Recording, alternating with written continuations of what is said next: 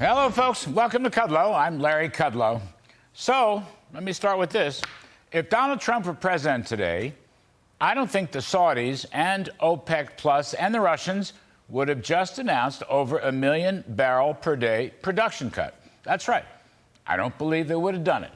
That production cut, which follows a 500,000 cut last November, that's aimed at $100 oil and $5 gasoline. In other words, punish the American economy, line the pockets of the Russians and the Saudis, who were each pledging to cut production by 500,000 barrels in the latest announcement yesterday. All right, just line their pockets and damage the American economy.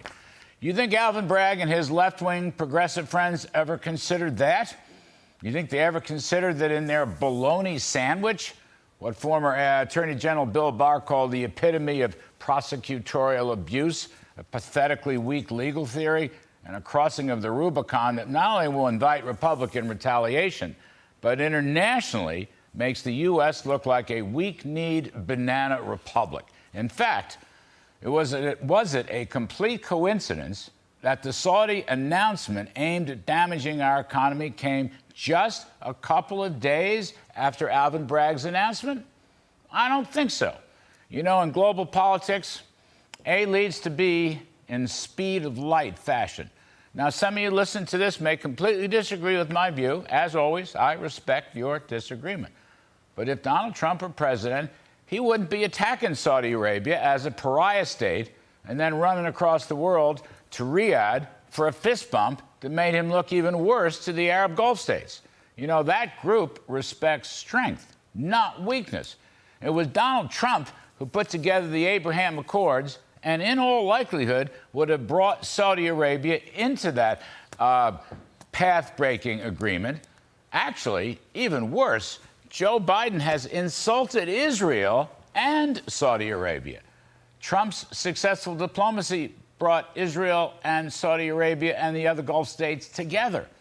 I think Mr. Trump understood that it's always better to be feared than loved. But if you are feared, then you earn respect, which then leads to compromise, which then leads to diplomatic breakthroughs nobody dreamed possible. And as for Russia, I still don't believe they would have ever invaded Ukraine if Mr. Trump were still president. Oil prices during the Trump years averaged about $60 a barrel pre-COVID. Now, that's all war finance for Vladimir Putin, right? They live on oil. Recent history shows that when oil gets to $100 or more, then Putin invades. He invades the Crimea, he invaded Georgia, and most recently invaded Ukraine. But at $60 a barrel, there's no Putin invasion. He doesn't have the money. And Putin feared Trump.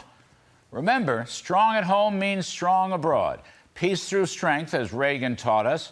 Well, Mr. Trump's energy independence policies, which House Republicans are valiantly trying to restore through their H.R. 1 Lower Energy Costs Act, those Trump policies kept energy prices low in order to stimulate our economy and hold inflation down.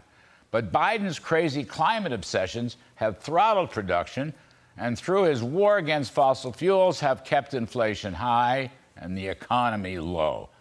Alvin Bragg and his left-wing ilk are doing the best they can to damage this country at home and abroad. Like I said, Mr. Bragg's just putting up a big bologna sandwich. All right, that's my riff. Agree or disagree. Such is life.